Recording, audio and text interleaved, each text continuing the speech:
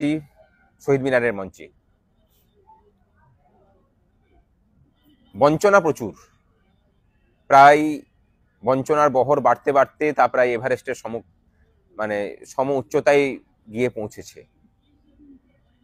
কিন্তু কর্মচারীদের আন্দোলন করার স্পৃহা এখনো পর্যন্ত তার বেস ক্যাম্পেও পৌঁছাতে পারেনি। আমরা কতটা আন্তরিকভাবে আমাদের দাবি দাওয়া চাই সেটা কিন্তু প্রমাণ করার সময় এসেছে। অনেকে বলেন যে মঞ্চ নাকি ফাঁকা থাকে। যারা বলেন তাদের উদ্দেশ্যে বলি, কথাটা আমাদেরকে বলেন নাকি নিজেকেই বলেন? আমরা কিন্তু নিয়ম করে নিজেদের ছুটি ছাটা নিয়ে পালাপালি করে এখানে থাকছি, অবস্থান চালিয়ে যাচ্ছি। আমাদের পক্ষে লড়াইটা কিন্তু আমরা দিয়ে যাচ্ছি।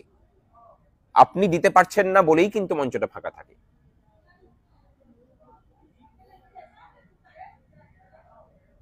আমরা লড়াইটা ছাড়িনি, আমরা ছাড়তে পারিও না এবং পারবও না, কারণ লড়াই আমাদের জীবন বোধ থেকে আসে।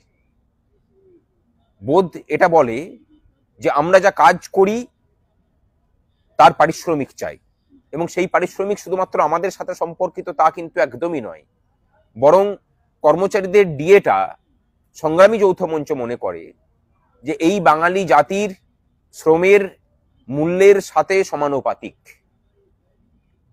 বর্তমান 39% মহার্ঘ ভাতা বাকি, শূন্য পদ, লক্ষ লক্ষ নিয়োগ নেই, অস্থায়ী কর্মচারী, তাদের জীবন যন্ত্রণার কথা থাক, আর বলছি না।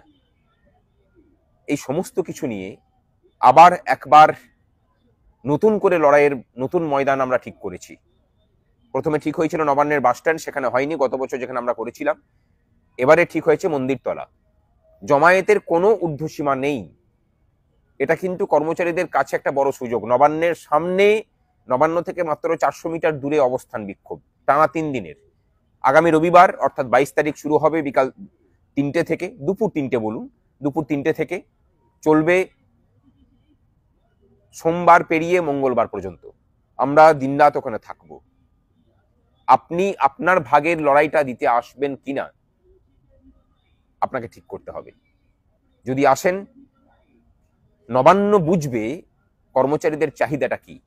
আর যদি না আসেন, যদি টিভির পর্দায় এবং মোবাইলেই শুধু চোখ রেখে বসে থাকেন, তাহলে বুঝবে যে তার দয়া দাক্ষিণ্যের উপরেই আমাদের অধিকারটা নির্ভর করছে।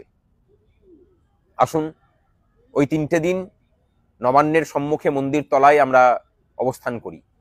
রাজ্যের মানুষকে আবার নতুন করে জানান দিই আমাদের বঞ্চনার কথা, এবং এই বঞ্চনার সাথে রাজ্যের খেটে খাওয়া মানুষের অধিকারের সম্পর্কের কথাটা।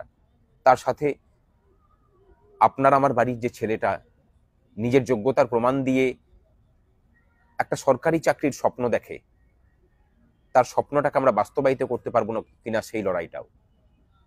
শুধু সেটাই নয়, সরকারের কাজ স্থায়ী পদ সৃষ্টি করে স্থায়ীভাবে স্থায়ী কর্মে রাজ্যের মানুষকে নিযুক্ত করা।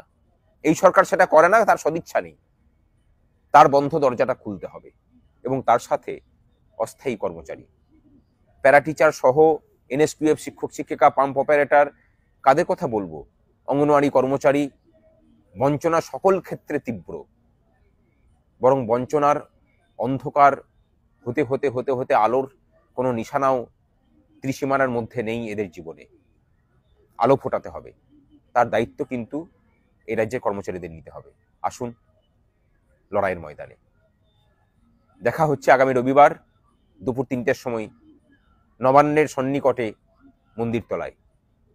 আমি থাকছি, আপনি আসছেন তো? নমস্কার আমাদের সবার পক্ষ থেকে। সংগ্রামী সংগ্রামী সংগ্রামী যৌথ মঞ্চ জিন্দাবাদ! সংগ্রামী সংগ্রামী সংগ্রামী যৌথ মঞ্চ জিন্দাবাদ! আগামী 22 থেকে 24 তারিখের অবস্থান বিক্ষোভে দলে দলে যোগ দিন। বকেয়া মহার্ঘ ভাতার দাবিতে আগামী 22 থেকে 24 তারিখের মন্দির তলার অবস্থানে দলে দলে যোগ দিন। শিক্ষক কর্মচারীদের সাথে বেকার ছাত্রছাত্রীদের এবং চাকরি প্রার্থীদের এই অবস্থানে দলে দলে যোগ দিন। শূন্য পদে স্থায়ীভাবে নিয়োগের, স্বচ্ছতার সাথে স্থায়ীভাবে নিয়োগের দাবিতে আগামী 22 তারিখে 24 তারিখের অবস্থানে দলে দলে যোগ দিন। যোগ্য অস্থায়ী কর্মচারীদের স্থায়ীকরণের দাবিতে দলে দলে যোগ দিন।